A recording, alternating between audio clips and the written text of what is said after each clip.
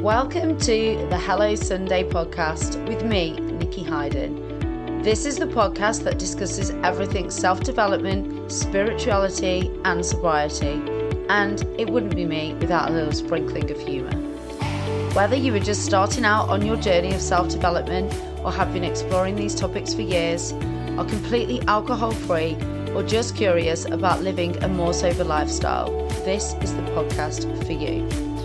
Each week, I'll be exploring topics in both solo episodes and with some amazing guest experts. So if you like what you hear, then please subscribe, rate and review. So with that said, let's dive into today's episode. Hello, welcome to another episode of Hello Sunday. How are we all? Have we all had a good week? I think the sunshine is due to come out, so I'm hoping by the time you are listening to this that we have had, in the UK at least, the start of what we can actually call summer, because let's be honest, it's been a little delayed this year. So I hope you're all really good. What have I been up to? Let's have a little life update before we launch into the episode. So I've been having a really kind of, I wouldn't say slow June because there's definitely been things happening, but and this is actually something that I'm going to talk about shortly and it's going to come into this episode, but I've been having a really intentional kind of June in terms of the weekends and what I'm doing with my time at the weekends, just because I know that the next 2 months, July and August, are going to be a lot busier, a lot more social. There's a lot more in the calendar. We're going away. So it's been really nice, actually. I've got quite a lot of just those nitty bitty tasks done that you leave forever and they're always on your to-do list in the back of your mind. I have been looking after myself and going on some nice walks with my husband. It's been really nice, to be honest. So that is, something that we'll chat more about shortly. I also last week did an incredible vision board workshop. I think you might still be able to buy the link to the workshop, the recording. It was with Gina Swire, who is the incredible manifesting queen that I did my Bali and Ibiza retreats with. So I went to Bali 2018 and then Ibiza the year after, 2019. And she's great. She's been probably one of the most influential people in my life when it comes to self-development. And she was back in the UK for the summer. So she did an online vision boarding workshop. And oh my, it was something else. It was in essence a lot of energy work and really feeling into, now we're at the half point of the year. What do you want now? How is your year shaping up? Reviewing your vision for the year and beyond, and just really getting into the energy of what you want your goals to look like, how you want to feel at the end of the year. And I think what I realized is at the beginning of this year, first of all, it's in the depths of winter. So we've spoken about this before. Setting visions and setting goals in January is not the one. March was, and for years and years, hundreds of years, was always our new year. And it got changed by the patriarchy. So, and if you want to learn more about that, there's episodes that I'll link below around why you might not be feeling goal setting in the winter and all around the calendar and how it used to work. So for me, setting goals then, it's always a bit of a test and learn kind of experience. There's things I know that I'm going to do. So I knew this year I was going to go to Happy Place Festival with my friend Lisa. I knew that I wanted to go on a city break for my husband's birthday. I knew that there was certain things that I wanted to accomplish with work, but actually putting them into quarters and getting things laid out, I find it really difficult to do at that time of the year because you're wintering. So to do it in June was great. And I realised that I was putting so much emphasis on the outcome and not the feeling. So for instance, with this new vision board, I've put a lot more images and wording around connecting with my higher self and really connecting into my intuition and ease and flow so that things don't feel like you're consistently pushing up a hill. So that was really great. I've now got it saved on my desktop and on my phone as a screensaver. And it just honestly, like, it fills me with joy when I look at it. Some of the things are like long-term goals, so like the sort of house that we want to move to next, somewhere that we want to go away as like a next big trip, which definitely won't be this year. Some of it is just stuff that I want to do for the rest of the year. So I've got like things around sobriety and not drinking. I've got things around kind of being calm and connected and taking time to just read and relax and actually rest rather than booking in 1,000,001 productive activities into every waking hour of the day. Some of it is still like financial goals because I am quite money motivated, but that enables me to get to to make the rest of the vision happen. So I have got money goals on there, but a lot of it I've replaced with like feelings and just how I want that kind of like energy to feel. So if you're interested in doing that, then I will link Gina's Instagram below so that you can have a look at that. But anyway, what are we talking about today? So I had a quote sent to me a few weeks ago by a friend of mine, shout out to Anna Murphy, and it was all around a lot of self-care being like aftercare. So how people don't actually look after themselves, they just do like post recovery, I guess. So it could be you got yourself into a ton of debt and then it's like the self-care afterwards, or it could be like having a bath when you're hungover, or a lot of these things, they're not actually self-care at all, it's aftercare. So I found that really an interesting concept, but actually then I read something this week that spoke to my soul. It was like I could have written it, and it was so interesting. It's quite a long quote or long kind of piece of writing, but I am going to read it to you because I think until you've heard it and until you've kind of understood what it was that I read, then the rest of the episode probably won't land as well. So I'm going to read it out now. So it says, and it's by a lady called Brianna, I think you pronounce the name Brianna West, even though it's spelled Wiest. It might be Weist, but again, I'll link her Instagram. And it says, the deepest form of self-care is building a life you are in love with, and that is very often an unbeautiful thing. It means making a spreadsheet of your debt and enforcing a morning routine and cooking yourself healthy meals and no longer running from the problem and calling the distraction a solution. It means looking your failures and disappointments in the eye and re-strategizing. It is not satiating your immediate desires. It is letting go. It is choosing new. It is disappointing some people. It is making sacrifices for others. It is living in a way that other people won't, so maybe you can live in a way that other people can't. It is becoming the person you know you want and are meant to be. Someone who knows that salt baths and chocolate cake are ways to enjoy life, not escape from it. Wow. And for me, that just encompasses everything that I feel about self-love and self-care. It isn't about the bubble baths and the chocolate cake. It isn't about the manicures and the watching nice movies. Don't get me wrong, all of that is more than acceptable, if not absolutely necessary to have in life. But we have to look at the unbeautiful and messy bits.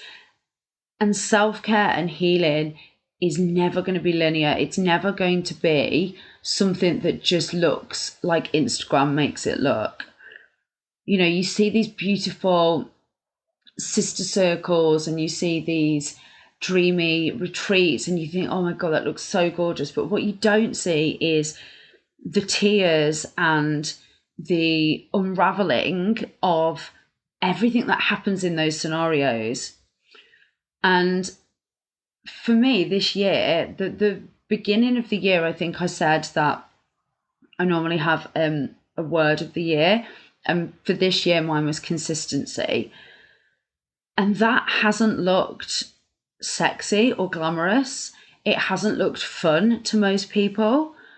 But by God, has it created a different sense of self and a different self-respect and sense of worth for me personally. And that hasn't looked pretty. It's meant getting up and going to the gym when I haven't wanted to. It's meant recording and editing this podcast week in, week out. Not that I don't absolutely love doing this, but when it's something that is a hobby and a passion, you have to put time aside for that, regardless of how busy you are or how much you're struggling in other areas. It's meant really getting to grips with my finances, and actually my husband and I have now joined our finances. So that's meant some tough conversations and having to compromise and being in the energy of, what is it that we want and how we're going to get there versus what do we want right now. And like it said, satiating your immediate needs and having that instant gratification. It's sometimes meant, well, most of the time meant working till 9:30, 10 o'clock at night to make sure that my business remains a success. And actually more recently, it's actually meant cutting off a friendship out of my life that I've had for 35 years. And that for me is probably one of the hardest things that I've ever had to do. It's not easy to do something like that, to identify that people aren't good for you, or that the person that they are at the moment, their behaviors and actions is not conducive with where you want to be in life and where you need to put your energy. It's fucking hard. And that was probably one of the hardest things ever. But I've had to do that because that person wasn't the person that I thought that they were, which sounds crazy after 35 years, but it happens. And I'm going to come on to talking more about that in a moment. But, in essence, what this paragraph is saying is it's about doing the things that you don't want to do to get to somewhere that you want to be and to become the person that you want to be. I've had so many people this year, and you're probably all bored of me banging on about my fitness and my business coaching, but I've had so many people say to me, "Oh, you're looking great. Like, oh, I wish I could do that." And the funny thing is, anybody can do what I've done. I have not become an elite athlete. I have not dropped 7 stone in body weight. And even if I had, you could do it too. I have not transformed my body. All I've done is been a little bit more consistent with my daily habits. I've been doing my daily steps. I've been making nutritious choices. I have been tracking my food so I actually know what I'm eating rather than kidding myself. I have been regularly strength training. And when I'm saying to people, you absolutely could, it's not that they don't believe that they could. Maybe they do believe that they couldn't, and that is a limiting belief. It's that they don't want to do it because their why isn't strong enough and because it doesn't fit in with the comfortable life that they enjoy having. And don't get me wrong, there's been days when I've absolutely loved going to the gym and lifting, and there's been days where, even this week, where I had to drag myself there because I'd got a really, really busy work day and I knew I had to go before I started work. And it is that discipline and that consistency. But the self-respect and the self-worth that I've built for myself now, not to mention the, physical strength and the health benefits that I've got, has been so, so worth it. And there's other elements, like I say, the money and the finances side, the friendship side. None of this looks pretty. None of this looks from the inside. And maybe it does on social media. Maybe you look at people's lives, and this is why social media is so dangerous, because you look at people's lives and you see what they want you to see. They will show you the good side, the highlights, and that's obviously, it's fine. But when you know people, there's got to be people that are posting things on social media and you've got an insight into their life, and it's a very different story, whether that is an unhappy marriage or relationship, whether it is that they're doing all these nice things and having all these nice material things and going to places, and they're up to their eyes in debt and struggling, whether it is that they're posting about their glamorous career and that they're burnt out and hating their job.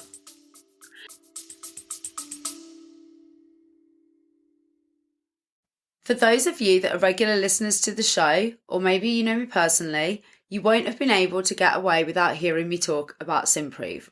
Simprove is a scientifically backed, water-based probiotic drink. You drink it daily and it has been scientifically proven to help with things like bloating, IBS symptoms, pain. It was actually a dietitian friend of mine that introduced it to me last year, and I honestly wouldn't be without it now. It's helped with my energy, with my bloating, it's helped with my immune system, and also things like my skin. The list is honestly endless. Now, I have got a code for you. So if you'd like to try Simprove, you can get 50%, that's a massive 50% off your first 3 month subscription by going on to simprove.com and putting in the code Nikki50. That's NIKKI50, or clicking the link in the show notes. Social media really does make this very, very shiny, and you don't see the parts where they are on the floor crying. You don't see the arguments with their partner. You don't see the times when they have to get up and do things that they don't want to do. And that is what self-care is. It's very core. Self-care is doing the things that you sometimes don't want to do, or the really fucking hard things, to benefit yourself, to make yourself a better person, to make yourself more disciplined, to make yourself have more self-worth and self-respect. And maybe you're sat there thinking, you know what, Nikki, I don't want to be disciplined. I want to enjoy my life. I want to be comfortable. That's fine, but let's just take it in the context of health and fitness. Right now, maybe you're not exercising, you're not doing your daily steps, maybe you work from home, you walk to the fridge and back. It's a very similar routine day in, day out. And right now, you're not putting yourself out of your comfort zone. You're not having to be disciplined in that area. And it's fine. But fast forward 20, 30, maybe even 10 years, and that is not going to be a zone that you're comfortable in, because it's going to cause health implications. You're going to find yourself either maybe overweight and struggling, or having heart problems. Maybe you won't be able to climb the stairs without being out of breath, or you've got kids or grandkids that you find yourself you can't chase after or play with. That is then not a comfortable place to be. So putting yourself into the zone of discipline and discomfort, maybe just a few times a week now, will help you to avoid that discomfort in later life. Whereas now the instant gratification is, I'd rather sit and eat a bag of, I don't know, buttons on the sofa, or, scoff a plate of chips and watch my favourite Netflix show. No one's saying you can't do that, but if you've also done something for your health, it just means that you're not going to be in a situation later down the line where you're wishing that you'd put yourself into discomfort. Maybe with finances, maybe right now you absolutely love online shopping and you love having the latest gadgets, or buying your kids new clothes every week, or maybe you want to move house and upgrade your home, and you know that you're like pushing right to the top of the mortgage payments, and then the interest goes up and you're like, fuck, we can't afford this anymore, because you haven't done the due diligence and really looked at and gone into finer details with your finances. Because let's be honest, it's a boring job. It's sometimes a very uncomfortable job. It will make a lot of people realize that they are living beyond their means, or maybe they're not saving enough, or maybe you've got no investments at the moment. Putting yourself in a situation now where you cut back a little to maybe invest or put more into your pension, will mean that when you're in your 50s or 60s, or whenever you're going to retire, you're not sat there thinking, I've got no money to live off and I've got no way of enjoying life, because that is going to be a lot more discomfort than putting a couple of £100 a month away now to make sure that in later life you've got a nice nest egg and that you are able to pay your bills and maybe have holidays and do nice things with your kids or your grandkids.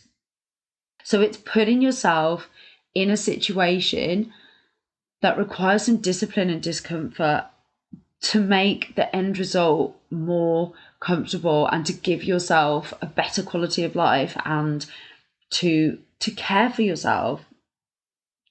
So the toxic people, the situations or friendships or relationships that you know that you need to cut off, that's probably one of the hardest things that you'll ever do. And like I say, I am literally going through this at the moment as we speak. It is choosing new. It's disappointing people. But there was a part of that quote as well that said, it means looking at your failures and disappointments.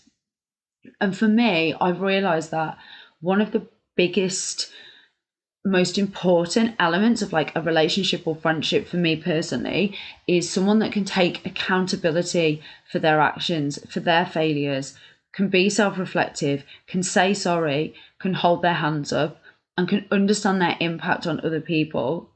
Now, unfortunately, the friend that I am having to remove from my life at the moment wasn't able to do that. They did something that was completely unforgivable to another friend. And actually the other friend I'm not as close with, but it was just for me, morally and ethically, completely out of bounds. And it would have been quite easy for me to just say, okay, well, I didn't agree with that. I didn't condone that, but, we've been friends for 35 years. But actually what I realized is I can't trust that person. And not only can I not trust that person, but I now know that there's other things that they've lied to me about for years and years and years. Things that they've done that I didn't know about. Things that have been completely swept under the carpet, under the rug, whatever the saying is. And so it just would have eaten away at me. I would have been silencing myself and pushing down my emotions and what I wanted to say. Is it hard at the minute? Oh my gosh, it's so hard. It's so hard. This is somebody that I grew up with, someone that was part of my family, somebody that, I have been to family parties with and celebrated all the milestones in both of our lives. But you can't let that dictate the future. And for me, taking care of myself, having somebody like that in my life moving forward, it isn't self-loving, it isn't self-care. And I know that in the back of my mind, I would have always known that. I would have always known that I had gone against my own morals and my own ethics and overstepped my own boundaries for the sake of keeping somebody in my life and keeping somebody else happy and not making them upset. And that is one of the hardest things I've ever had to do, but it's so important that we're able to do that for ourselves, because if you don't, what happens later down the line, that person's going to do something to you, or that friendship's not going to work long term. So the whole premise of that quote is doing the messy stuff. It's digging underneath the things that maybe you do push to the back of your mind. Maybe you know that you're not as fit as you should be. Maybe you know that you don't eat well. Maybe you know that your bedtime is too late, or that you have people in your life that take advantage, or that you, I don't know, need to look at your finances because you're overspending. These are the things, when I'm talking now and you're listening to this, that they'll be coming up. There'll be things that you will be feeling, and there'll be things that your mind will immediately go to that you need to address. And these are the things that you need to address first. These are the things where you maybe need to just have a think about what you can do now. Maybe it'll be uncomfortable, maybe it'll be hard, maybe it'll be like ripping off a plaster, But do you need to make the spreadsheet of your finances? Do you need to have the conversation with your partner about future goals and spending? Do you need to maybe put in place a fitness routine or start buying healthier foods? Do you need to adjust your bedtime? Or a massive one of self-care is scrolling on social media. Do you need to start addressing that phone addiction and how much time it is taking away from you? You'll have that gut feeling. So whatever is coming up for you right now, these are the things that you need to look at first. And believe me, we've all got them. Like, this is not something that I can't think of a single person on the planet that won't have something that they know that they need to address and that they need to work on to take better care of themselves, to build that life that you are in love with, to build that respect and self-worth. It's the messy stuff. And so this is what I was saying earlier about my June being super intentional. I was getting to a point where I had been so consistent with fitness and I had worked so hard on my business that when the weekends came and I was filling them with stuff and I was seeing people and I was driving here, there and everywhere and going back to see my family, and there was so much going on that I didn't feel like I was taking care of myself. And so for me, it was clearing the diary for a month at the weekends and putting in those tasks that I knew that I needed to do. So looking at our finances spreadsheet, I'd got an email address in my maiden name and one in my married name and stuff going to both. So it was sitting down for a couple of hours and like changing all that over just for ease, so that my brain isn't constantly like, oh, which email address do I use to log in and which one did I give that person, and having to check the junk folders of both. It was addressing my social media use and putting in place more boundaries around that. It was doing more walks in nature and getting outside and just really being conscious and intentional about the time that I spent not only away from my phone but out in nature. I mean, the British weather is kind of cock-blocked that ever so slightly this month, but it was doing all those things that I knew that I needed to do in order to be able to enjoy the rest of the year without feeling burnt out, and with all those little niggly messy things that I needed to attend to just done. Like, most of that is done now. There's some work bits that I need to do, but most of that is done. And I reflect back on when I was younger. And when I was younger, I would work all week. I'd go out every single weekend, sometimes Thursday, Friday and Saturday. I'd feel burnt out. I'd be drinking. I'd be eating shit. University, I don't think there was a single day in like 3 years where I didn't drink alcohol. It was a wild time. And yes, I know when you're younger, your body recovers quicker and you can, do all the things, but it still wasn't self-care, and I did not have the level of respect for myself that I have now, that I know that I'm stepping up and doing the hard things. There's also something else that I'm going to do a completely different episode on, which really falls into this category, and it's all around shadow work and looking at the parts of you that you push down, that you don't want other people to see, that trigger you. So, for me, when I was younger, people used to say I talk too much. I mean, it's a blessing now because I've got the podcast as a result of talking too much, but it's something that if people say that now, it really triggers me because I've always been told that. And there's work that I've been doing on uncovering those kind of shadows, if you like, and those triggers. That is so self-loving. It's not easy. In fact, it's probably one of the hardest things you'll ever have to do because it's getting really fucking honest with yourself. But that all falls into this. But I'm going to do a whole other episode about that because it deserves like a good half an hour or 40 minutes of me talking through the process because it's so valuable. But it's getting honest. All of this involves, radical honesty with yourself. So my year so far has not been, like I say, the most like adventurous or the most fun or the most sexy or exciting. But the things that I have done and put in place this year are for my future self, and they are for current me who is building a business and trying to better myself. These are the things that I've had to put in place this year to get those habits, get that consistency, to really look at the areas where things aren't working and where I need to be better for myself, and to really address them and to really do it. And I'm so glad that I've done it, because it's not been easy saying no to social occasions and some events.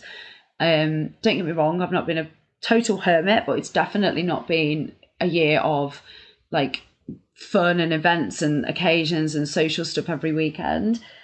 But it's been worth it, because we're in a better financial situation now. I am fitter and healthier than I've ever been. My business is on the up again after a really tough start to the year with the market.